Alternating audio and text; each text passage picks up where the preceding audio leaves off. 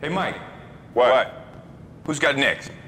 What's good, y'all? It's your man Hezo, and welcome back to the Blacktop, where I always got next, you feel me? So my fiance is in the other room right now trying to sleep, so I gotta try and keep it down a little bit. I can't have as much energy as I normally do for my videos, but as y'all see, I do have some Magic gear on once again. Shout out to the Magic. They did get the #1 pick in the lottery this year, which is going to be huge for them. So I want to show them some love and throw on some Magic gear. But that's not why we're here, man. We're here to talk about Eastern Conference Finals, Game 1, Heat, Celtics. You know why I'm here. So before I dive into everything, as always, if y'all are new to my channel, please consider hitting that subscribe button. I'm on my way to my first 300, so I appreciate all the help and support I can get. And let's get right into it. So Game 1, man, was a tale of two halves. And in the first half, it really looked like the Celtics were going to pull away from the Heat in Game 1 with no Al Horford, no Marcus Smart. I didn't think they had a chance going into the game, I'll be honest with you. I thought they were actually going to get, well, I wouldn't say blown out, but I thought the Heat would have a pretty big boost with that. So that showed in the second half. But first half, it was all Celtics. Jason Tatum had an incredible first half, was just brilliant. And second half, the Heat came out and they just punched the Celtics in the mouth. Jimmy Butler. What more can I say, man? That was a masterpiece that Jimmy Butler put on in the second half. Not only on offense, but on defense. This dude was getting into passing lanes at will. And Jason Tatum just looked so sloppy in the second half. It looked like the Monstars stole his talent in the second half. I think he had 6 turnovers in the second half. That's just, come on, man. As well as he played in the second half, or in the first half, excuse me, I don't know what changed. Now, obviously, Miami's defense ramped it up extremely. Shout out to the Miami Heat for that. Credit to the Heat defense. It just was incredible all second half. I went on a 22-2 run to start the third quarter, and just from there it was just all Heat. And the Celtics made a couple runs to kind of climb back in a little bit, but just was never able to really get back into the game once the Heat went on that huge run. And shout out to the Heat, man. They did what they were supposed to do. They took care of home court in Game 1 against a short-handed Celtics team. Now, granted, I'm not making excuses for the Celtics, but I do think if Al Horford and Marcus Smart play in this game, I think it is a different game. Do the Celtics win? I'm not going to go that far because I don't know. Because that was just an abysmal second half by the Celtics. Credit the Heat for that. Credit the Heat defense for that. Jimmy Butler just was living at the free throw line. 17 for 18 from the line.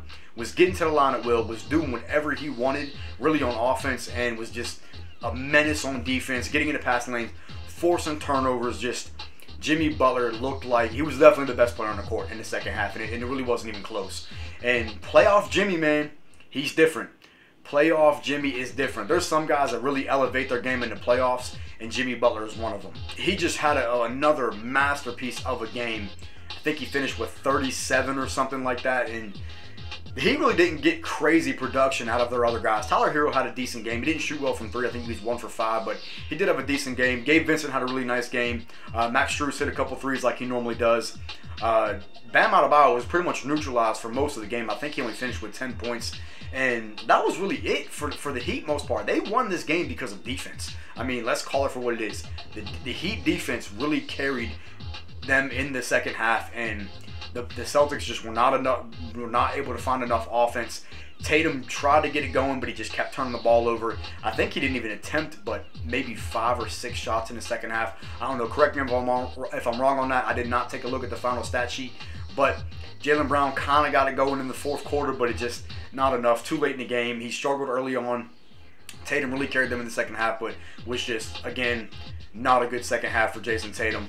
And Peyton Pritchard had a pretty decent game for them. He hit a couple threes, but I think the biggest takeaway for Boston, positivity-wise, was Robert Williams. You can definitely see the impact that he had on the defensive end in the first half because Miami was just not getting into the paint. And that's the Robert Williams effect. And he's such a versatile and elite defensive player. He reminds me so much of Ben Wallace. Now, before y'all say anything, I'm not comparing him to Ben Wallace. I'm not saying he's better than Ben Wallace or on the elite or on that, you know, that status of Ben Wallace. I'm just saying he reminds me of Ben Wallace for what he gives you on the defensive end.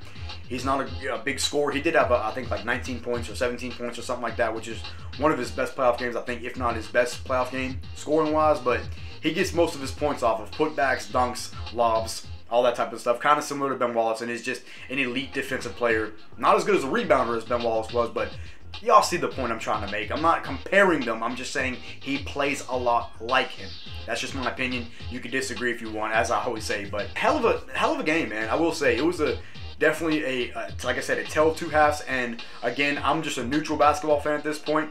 Just want to watch good playoff basketball. And in the first game, didn't really disappoint, even though Boston did not really come out with that same sense of energy in the second half, which was disappointing. But credit to Miami for that. They turned it around. They showed why they're the #1 seed. We'll see in game 2 if Marcus Smart and Al Horford are healthy. If not, that's going to be a big loss again. I think PJ Tucker coming back from that little ankle injury he had in the second half actually, I think that was big. That was a boost momentum. The amount of defense that PJ Tucker brings on a night in, night out basis, man, is just so overlooked. He's just so underrated as a defender. I don't think he gets enough credit. And shout out to PJ Tucker, man. Excellent defender. Excellent defense by the Miami Heat. Again, I got to try and keep it down, man, so y'all don't see that same energy I normally have, and I apologize for that. It's probably going to be like that a lot of these games because these are late games, but I am trying to still do my recap videos for y'all because I know y'all, some of y'all really look forward to it. So I'm going to pretty much leave it there, man.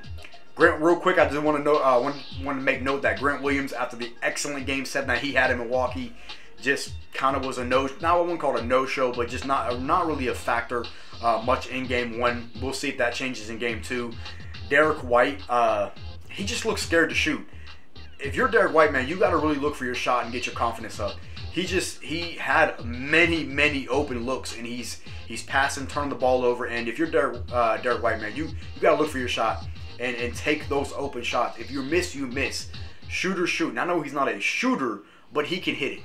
So you got to look for your shot more, and you got to take that shot what the defense is giving you. His confidence is definitely down, you can tell. But I'm going to pretty much leave it there, man. Not really much more to go into in game 1. I wanted to keep this recap kind of short because it is getting kind of late, and I do got to get up for work in the morning. So I appreciate y'all for all the support. So I'm going to leave it there. Leave a like, and I will catch y'all next episode.